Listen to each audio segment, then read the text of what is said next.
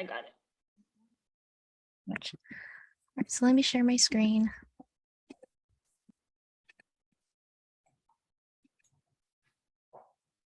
Okay.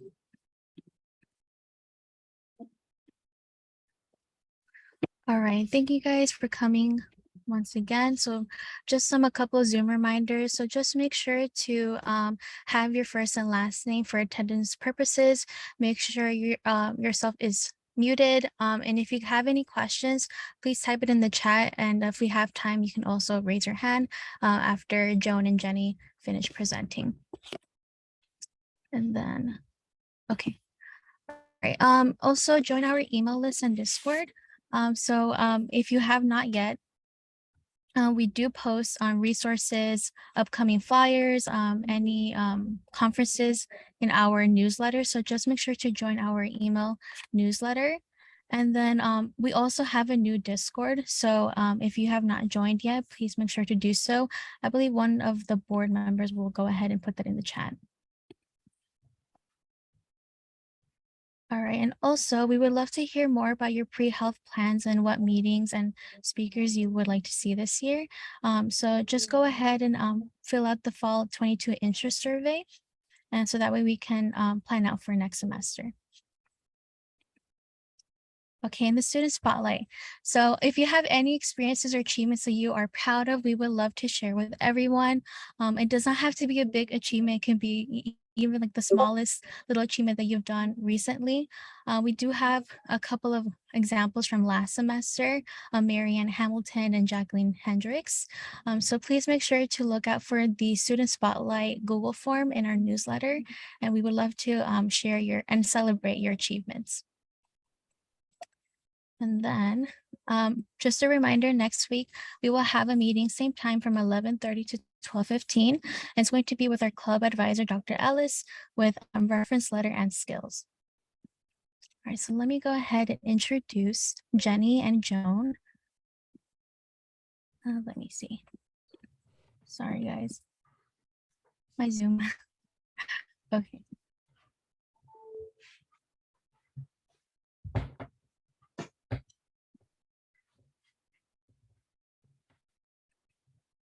Okay. All right, so Jenny DeCausen is a career counselor here at SMC. She specializes in health and wellness area of interest and provides counseling to students in all majors. She's currently a community college graduate herself, and having started college from the first time in her 30s with no particular goal in mind, she knows what it's like to be a student who is trying to figure out academic and career paths. Jenny is now a career counselor who loves to help students navigate career planning with skills and resources to help light the way. And Joan Kang is a first-generation college student and has been at Santa Monica College since 2010, first starting at the International Education Center, followed by the Admissions and Records Department. And as of 2015, she serves as one of the senior career advisors at the Career Service Center at SMC. Joan primarily works with students who are interested in health and wellness and also in STEM.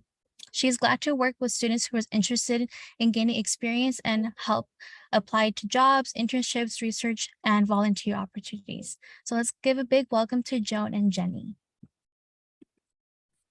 Hi, everyone. Thank you. I'm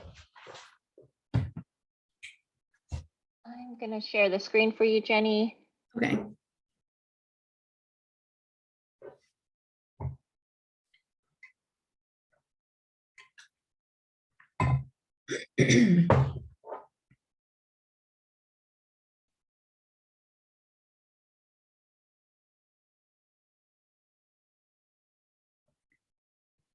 So like Melissa said, I'm a career counselor in the Career Services Center, and I work with students in all majors, but I also am specializing in the health and wellness area of interest.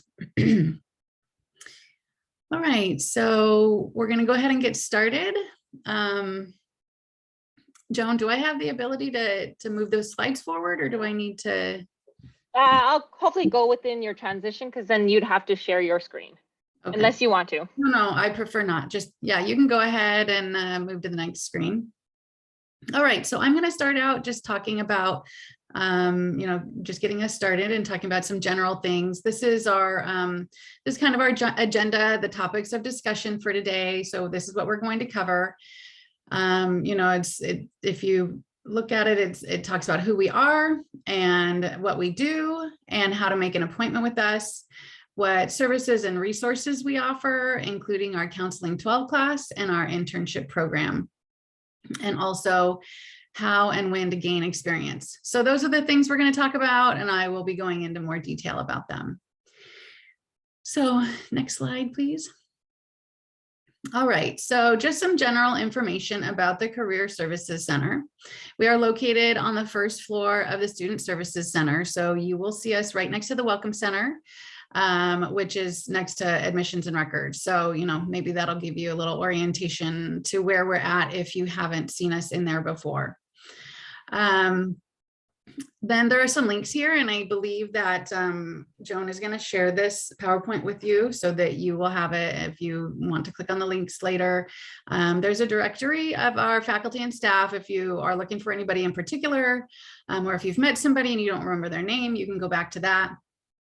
And you'll see our hours and how to schedule an appointment. So basically, you have a couple of choices. Our contact information is there. You can either call us or email us for an appointment. And if you are going to email, you just want to make sure that you leave your name, your phone number, your student ID number, and your reason for making the appointment. So basically, what is it that you want to talk about?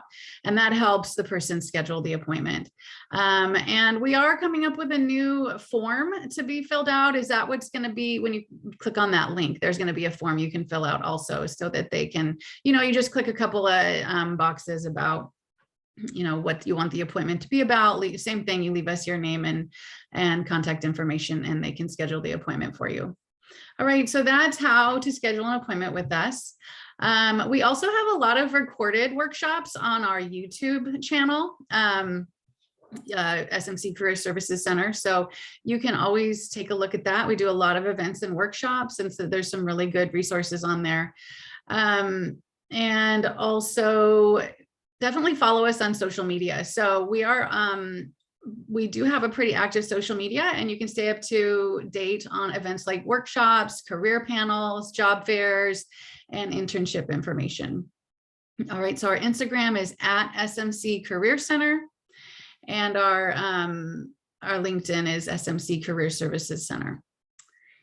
So I think moving on to the next one, resources for students. Yes, so we have career counseling. Obviously, that's a big thing we do, which is when we talk about a lot of things in career counseling, and it really is very unique. Every person is unique, and we just kind of get to know you and see where you're at and help you. But some of the things we talk about are things like learning about yourself, identifying your interests, your values, your strengths, and exploring career possibilities. And this is different. I want to point out this is different than academic counseling. Academic counseling is when you are, asking about what classes to take and making an academic plan, making an education plan. All right, so I'm getting a notification here that says too quiet. Can everybody hear me? All right, I'll get a little closer. Okay, so so that's career counseling. We also do major and career exploration. So researching and gathering information about majors and career options so you can make a decision that's a good fit for you. And that's a really big, important part of career counseling, is really taking into account who you are and what's going to be a good choice for you. And we can help you learn about yourself in one-on-one appointments, but we also have a class called Counseling 12 that focuses a lot on that learning about yourself component. And I'll go more into that on another slide.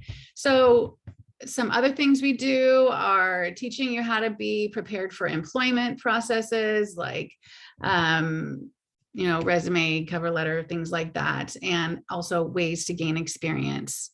And aside from our one-on-one meetings with students, like I said, we have a lot of workshops and events each semester. And so let's just go on to the next slide. We'll go into more detail about the rest of it. So Counseling 12. So Counseling 12 is a class that we offer that is offered year round, fall, winter, spring, and summer. It's a 1-unit class, and in spring and fall, it's an 8-week class. In summer and winter, it's a little bit shorter and compressed. But basically, it's a 1-unit, 8-week class. It's CSU transferable. I think it's also UC transferable. No? Okay, we'll have to revisit that. It's a CSU transferable course.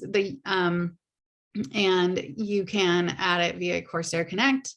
And the point of this class is helping you to make career decisions, basically exploring careers and majors, identifying things about yourself that help you to make this decision about, what major do you choose? What career is going to be a good fit for you? What will make it satisfying for you in the long term? So that's Counseling 12. We do a lot of career assessments in there, and we do interpretations of the assessments. And people really like this class. It is, even if you've already chosen your major and you know what you want to do for your career, it's just a good confirmation for you after taking this class. A lot of the time, there's really good confirmation that you're on the right track, and that self-understanding is just a way to get a good foundation in your career. Your whole career is built on who you are. So it's important for you to know yourself, to know what's important to you, what you're looking for from your career, what strengths do you bring, what might be some potential challenges. And that way you have that knowledge to help you with career decisions now and later on in life. Like I said, students really often like taking the assessments and just thinking about things they've never thought about before. It gives you a whole new way of thinking about career decisions. And I really think that a lot of times students who are choosing something in healthcare, they have this strong feeling this is what they want to do and they just go for it, which is great, but we don't want to skip over the learning about yourself part so that you understand why this is a good choice for you. All right, so that's Counseling 12, and moving on to our internship program. So the internship program is basically what it is. Once you have an internship, you can join our internship program and you can get academic credit. So if you get an internship that is unpaid, then you have to get academic credit. But you can do this if it's paid or unpaid. And so really the first step is for you to find an internship. The internship program is not about helping you find the internship, but we have a lot of resources for that. And Joan is going to talk about that in a few minutes. But yeah, basically once you have the internship, like you've gotten the internship, you can enroll in the program. There are some requirements to be eligible, which are completing 6 units. You have to have completed 6 units the previous semester. And also, I think there's a minimum GPA requirement of 2.0, and the internship can be remote or in person. And F1 visa students do have to get an eligibility letter from the IEC. So that's just, they have a few other things they have to do to be eligible, but there's more information on the Career Services Center website, and we have a link here for that. So, all right, so a little bit more about career counselors and career advisors. I'm a career counselor, Joan's a career advisor, and we do different things. And that versus, I kind of don't like that. It's like we're, up against, in competition. We're not in competition. We have different things that we do and we work together. So career counselors help, the meetings we have involve kind of more big picture conversations. We help students learn about themselves, choose a major or career, like for example, with nursing, there's a lot of different ways you can get to the associate's degree in nursing. There are different paths you can take. Then you can go on to get a BSN there. You can go on beyond that. You can get a master's degree. There are just so many different things you could do. So we like to explore the possibilities. And we like to identify goals and, then help you work on creating a career plan. So that's just an example of what we do. It's more of that exploratory process and learning about yourself. And then we get down to the planning once we've made some decisions. And then career advisors, they, in their meetings, they They are about learning how to gain experience both on and off campus, preparing, employment preparation, resumes, cover letters, preparing for interviews, and actually connecting you with industry professionals and really pointing you in the right direction. Joan goes into great detail to get you ready to get employment. All right. So, so you can kind of see the different things we do there. There's kind of a handoff once you've made a decision and kind of started your career planning. I can hand you off to Joan, who gets really down into the details and the job search process and all of that. All right, so next slide. So I'm just going to introduce you to our counselors and a little bit more about each of us. So like I said, I'm the health and wellness career counselor. I am, specializing in health and wellness majors, and you can make an appointment with me. The same information is the same for how to make an appointment with me. And you just could request to have a meeting with Jenny DeCausen if you want to talk about health and wellness majors. And so the reasons to meet with me would be needing assistance with major and career exploration, career counseling. If you maybe want to discuss whether or not counseling 12 would be right for you. So basically we're just here to help you, with whatever you need. So don't even feel like you have to know what you want to talk about when you come to the appointment. We have a conversation and we can figure out what we need. All right, so then the next counselors, these are STEM counselors. So there is overlap between these majors in the STEM area of interest and the health and wellness area of interest. Some of those professional careers in healthcare, like being a doctor, being a physical therapist, some of those are more of a STEM major because they have so much science preparation. And so we're talking about both today. So our STEM career counselors are Gohar and Rochelle. You'll see we all have the same phone number. Basically, when you call, you'll be talking to the person at the front desk who can help you schedule an appointment. Again, if you need assistance with major or career exploration, career counseling, or if you think maybe you want to take counseling 12. All right, so those are our career counselors. And I just want to say, we are here to help you. Like we went to graduate school for this. We chose to work with college students because we like you. And, that is exactly what we're here for. So please, whatever you are thinking about, don't hesitate to schedule an appointment and meet with one of us. And, same goes for Joan. She is here to work with you, and she's very available and very helpful. So she is our senior career services advisor. She does have a direct line. You'll notice she's provided her phone number there, and she works with both health and wellness and STEM students. So either way, you can email her your contact information and availability to request an appointment. So reasons to meet with Joan are that you want to gain experience through whether it's internships, volunteer work, getting into research, on-campus student involvement, and or paid employment. Any one of those things she can help you with. If you need, you're going to need help with your resume. Maybe you need to create a portfolio, cover letter. She can help with networking and preparing with interviewing skills. All right, so that's what we do. And I think this is where I handed off. Oh no, just a couple of links here. There's some links. Like I said, we're going to be sharing this with you. There's a lot of cool things that, we have on our website to help you with exploration, websites that help with finding how much do people make in these different careers, and like how much money, what kind of education. So, there's a link to those types of links. And then also there's a link for counseling 12, just, our area of interest, and also the STEM area of interest. All right, so I'm going to go ahead and hand it off to Joan. Thanks, Jenny. I'm going to move the screen over slightly. And so today I'm just going to talk to you about what are the benefits of building your experience, why you want to build your experience. For one, whether you're applying for an entry-level job or even sometimes an internship, they're going to require some type of experience from you, right? And they're forgiving in terms of the types of experience, right? And so they might look at your coursework, they might look at a part-time job, they might even look at volunteer work, but they're looking at what are the ways that you, in your path, right, your career path, have you tried to build your experience, student leadership roles and so forth, right?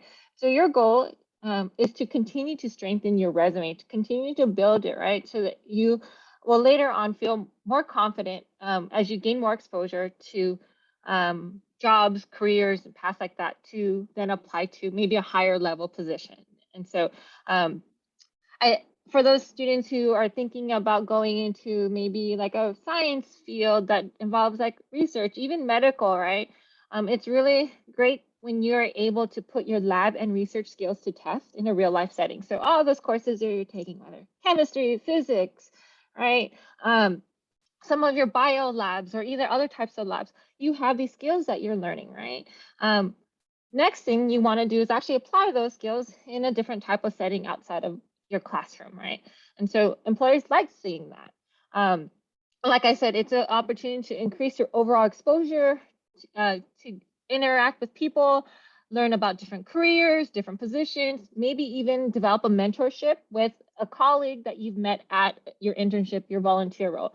As a result, you're able to then increase your network and references. And I think that like they're saying that about 80% of the jobs out there are not even posted. Oftentimes they're given to someone who's networked, right? Someone you know, right, offers you that job. And hopefully if the experience that you've held, right, is something that's positive for you, you've really enjoyed it, right? It's a positive experience for your employer, your supervisor. There might be an opportunity for a job in the future, right? A step up that ladder. And so here are some of the links, as Jenny had mentioned at the beginning of the presentation, as well as throughout. You will receive a PDF copy of this PowerPoint with all the links. And so given that the population of students here at this meeting, you are either a health and wellness area of interest student or STEM student. So we've included both areas.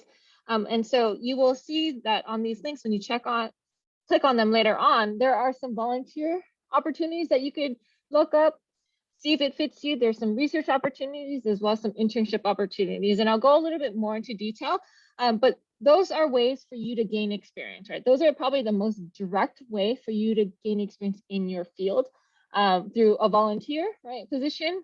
For those maybe going into like nursing, right? Research or like a regular internship. There's other ways of gaining employment. One is through on-campus employment. And so oftentimes I tell students, maybe try gaining a job on campus, gain some administrative skills, work for a lab if there's an opening, tutor a student, right? Show that you have the skills that the employers are asking of you. Another great way to show experience is through your leadership commitment. So those board members that are here today, those students are gaining some valuable leadership skills in being able to communicate, being able to lead, give directions, organize things. Those are skills that employers want to see at different levels, right? And so if you can, right, next year, right, be this year as a member, next year run as a board member for this club or any other club that is of your interest, right? Other types of employment or other types of ways that you could show experience on your resume could be off-campus employment, right? For some of you guys, you need to work, right? You need to hold that job, whether it is an office job, whether it is someone who works in hospitality services, restaurant industry. Those are all valuable jobs for someone who might be entering into a entry-level kind of position, right? And so I always encourage students to tell me those positions, because then I highlight the skills that are needed in the that you have learned in that job that are needed in the current position that you're applying to. Another type of experience that students often forget is that most of the experience you will also get is through the relevant courses that you take, right? So like, as I mentioned, all those lab courses bring in so many skills, techniques, research, right? Writing papers, reports. Those are all skills that a lot of employers in your industry, whether it's in health and wellness or STEM, are looking for. And so I highlight that on your resume. But you want to make sure that you are communicating your career goals. So those conversations that you're having with Jenny or Gohar or Rochelle about, I want to do this, this, and this. And then those conversations you're having with me about these are the skills that are needed in that industry, you bring that information to the table with your academic counselor discussion, right? And you're like, okay, I've met with Jenny, I've met with Joan, and these are the things I want to do. Can I figure out a way to then fit this into my ed plan, whether it's transferring, whether it is getting a associate degree combination, or just building your skill set? Talk to your academic and counselor and let them know what are your career goals, what's the job that you want, and what are the skill sets. And so they'll try to see if you could take classes here at SMC that fit that kind of path for you. And a lot of times it does work out where I use the relevant coursework on your resume, and we talk about the things that you've applied. For those students who are thinking about doing any research or internships, specifically, most of the programs outside of like the healthcare, like working, volunteering at a hospital, are going to happen in the summertime. And that is just because the manpower to host those types of programs, their availability for employers are typically in the summertime. And so if you're thinking about applying for those opportunities, right, you have to apply in advance. You cannot just wait until the spring semester before summer 2023 to apply. Most of those positions are actually open now. So if you're looking for a summer internship, you need to do the research now and look at what applications are open now, because they close oftentimes anywhere between October and December, majority of them, right? There's another pool that happens probably like December, January, beginning of January. And then there's the last pools between February, March, maybe beginning of April. And so you want to make sure that you apply to as many as possible, right? Because you don't know the decision of that employer, whether they're going to accept you as an intern until closer to April, right? And so you don't want to lose out on all those opportunities for those internships that had an application deadline in November, right? And so how do you prepare? You need to get organized. You need to get your resume reviewed, right? You need to make sure that you know how to write a cover letter and what that entails, how to highlight your skills. Some of these internships may or may not require a mock interview. Most of them will not if they're like part of an academic institution, but they're going to highly refer to your application and the content that you write on the application. And so it's really helpful if you can schedule that appointment with me, and I'll talk to you about what are those things that they're looking for in that application. You want to make sure that you contact your references and let them know that, hey, not only am I planning on transferring, I'm also thinking about applying for a research internship position, a volunteer role, and there's a possibility I'm going to need a reference. I just wanted to give you a heads up. Are you comfortable being a reference for me? I'll give you more details as the application is posted. You want to make sure that you know how to access which transcripts, right, from the schools that you've attended, whether SMC or another school. Right? And so there's a path of things that you want to do before the application deadline hits, right? And so this kind of will give you a friendly timeline of how to prepare for that. And then I know that there are a lot of students here and they're like, well, I want to know what types of programs are out there, right? And so I've compiled a list of experiences for both health and wellness and STEM students, right, in different areas. This is not the end all be all list. These are just some common programs that are out there that students have applied for that are open to students who are at the SMC level, so first or second year, or a rising junior, right? So you're about to transfer, right? So this is your last year at SMC, and then you'll be starting your four-year institution in the fall. And so some of these programs, as I know, there are some F1 international students and or students who might not have a US citizenship, right? And so the ones that are asterisks are typically those that are okay with students that are part of that status, right? And so, like I said, this is not the end all be all list. I encourage students to meet with me, schedule an appointment with me to discuss maybe your unique needs, your interests. But so the programs that are listed here are both in California as well as out of state, right? There's so many opportunities out there out of state. Majority of these programs, unless they're local, and not all of them, even when I say local, some of them are paid and some of them are not, right? But if they are out of state, like Baylor, right? There's a Center for Disease Control. they often do provide some type of stipend. And so I encourage you to look at that. So that stipend could cover maybe your travel your travel costs, your housing accommodations, your food, or all of the above, right? And so you want to factor that into, can I go somewhere else, right?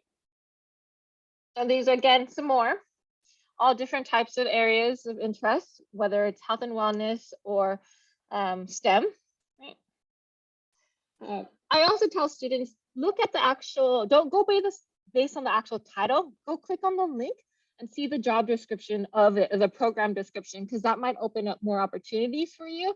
Sometimes the titles are not necessarily as accurate as the program description that they write in there, right? And all these applications have different deadlines, different application deadlines, different timeframes of when they host it. So as you know, not all schools follow the same calendar as SMC.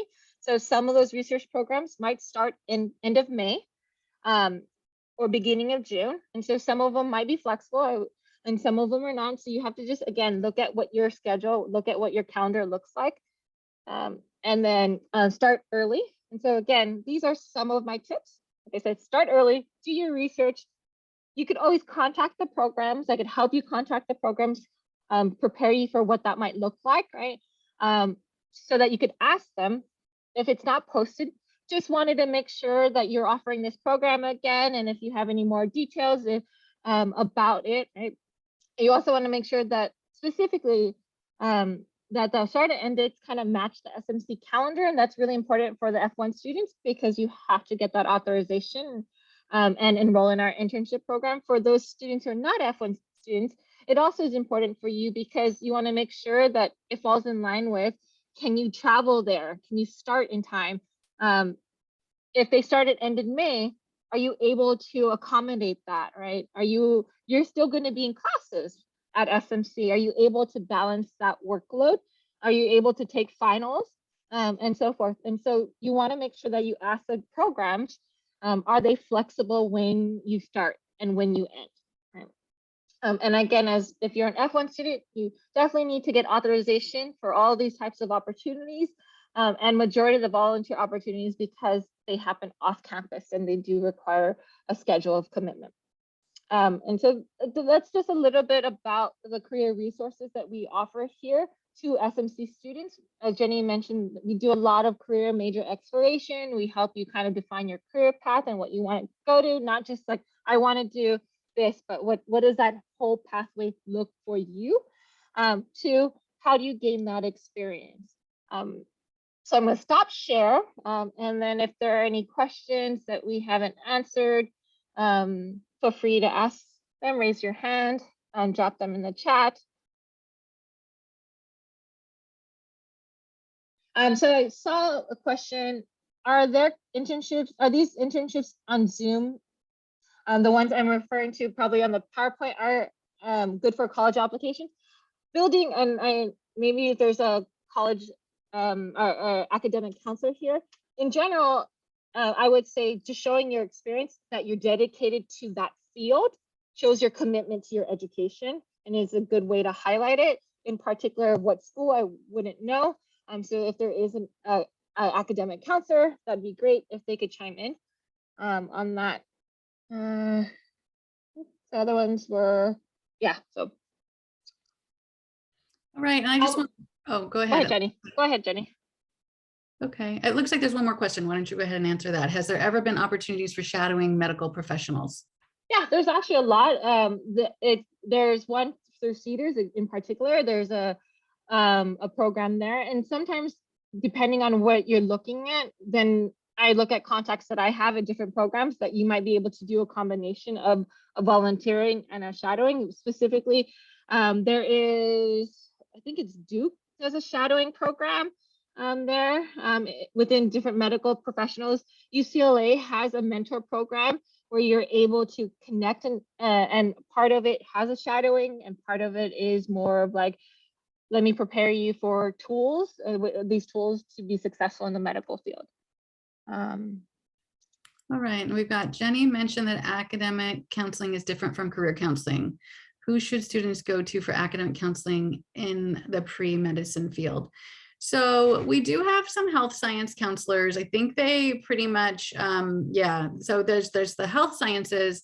They work with nursing and respiratory care, which are both programs that we offer. And then there are also a couple of non-credit programs we have that I think are under health sciences, the occupational therapy aid and the working with older adults, a couple of non-credit certificates that we offer.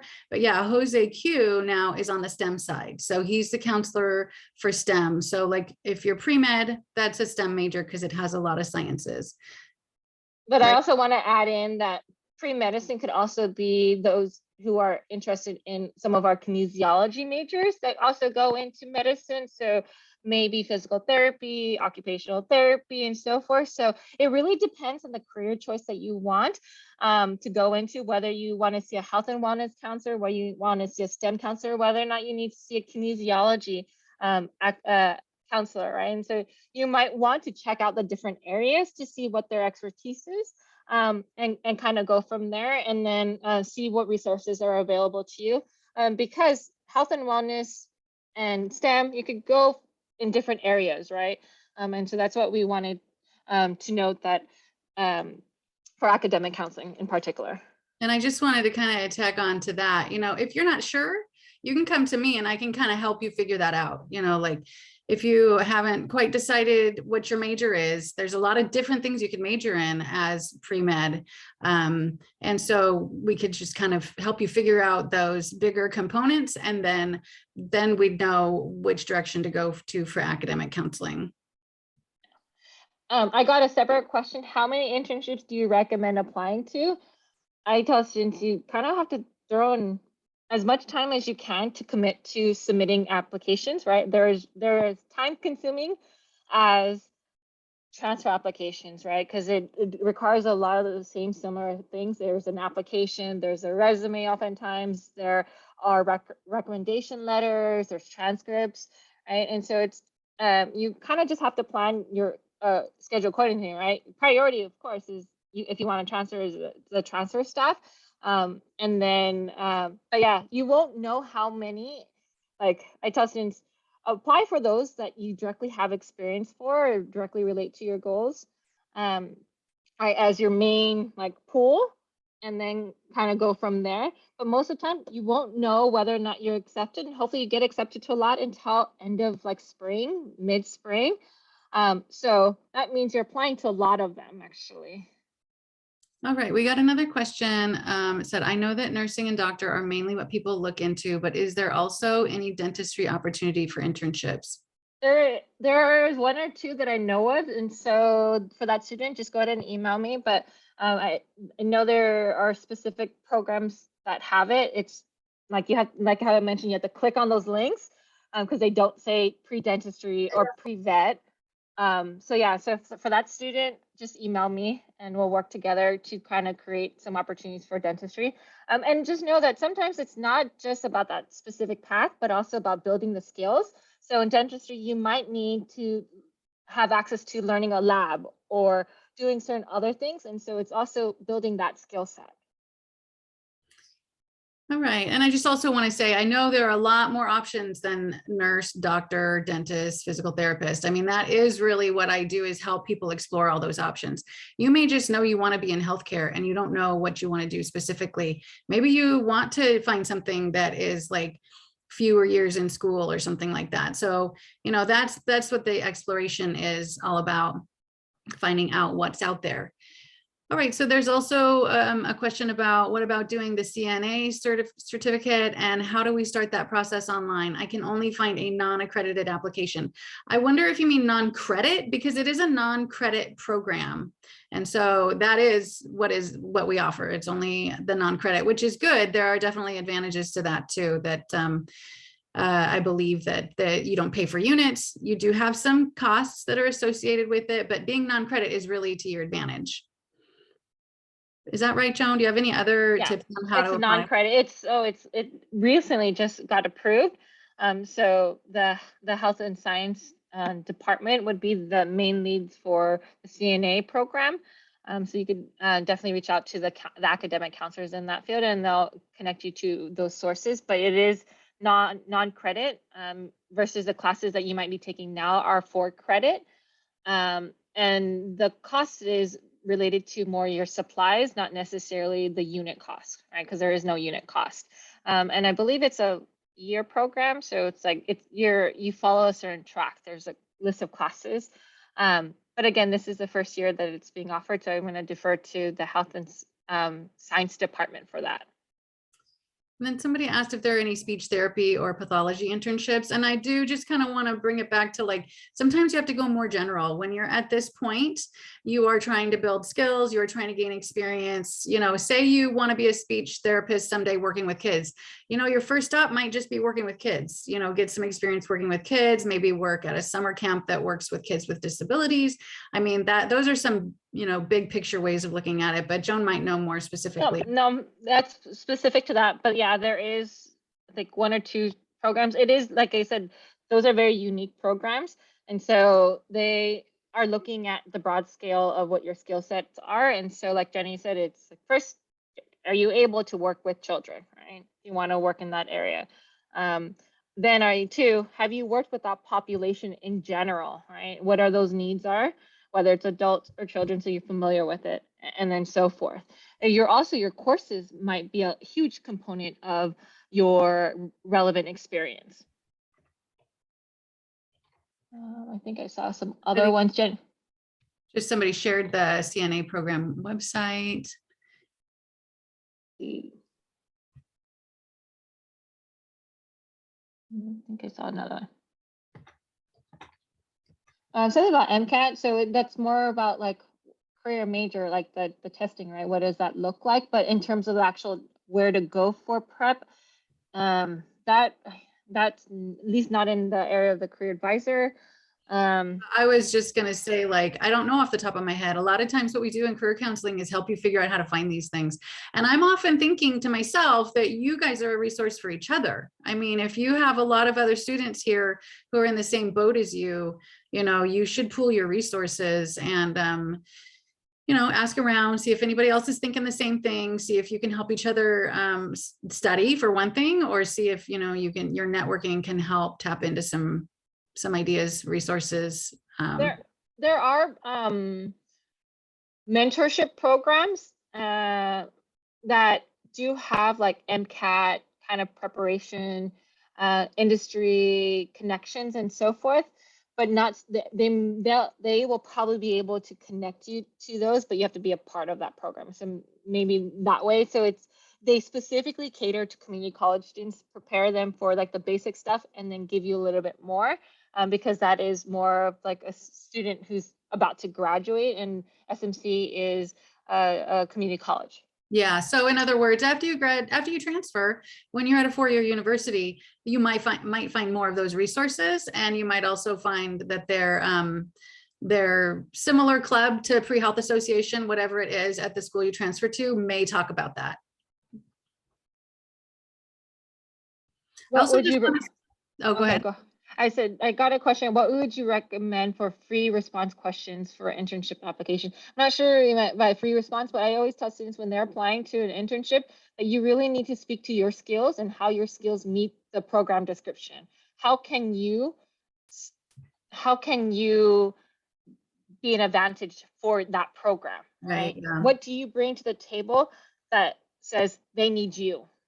Right. And that's I love doing that too. I know that's really more in line with what we're talking about, what Joan does, but if you were to start working with me and we continued on down the road of, you know, all the things that you need to do, I certainly have those conversations with students also, like helping people see what skills they already have and how their skills match what you know, whatever it is, whatever the internship is looking for. Even if you got the skills at, say, a summer camp, or like even at a job in, you know, like maybe the food industry, we help you see what skills you have and how you can make that connection for the employer to see how they're relevant.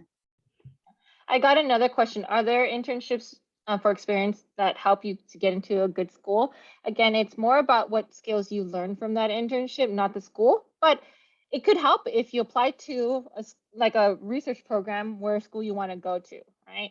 And work in that department, because sometimes they do have that connection to the admission side. There is no guarantee, right? But it does look nice that you worked at that institution during a summer program, right? A research program, that you worked along their faculty and you were part of like whatever.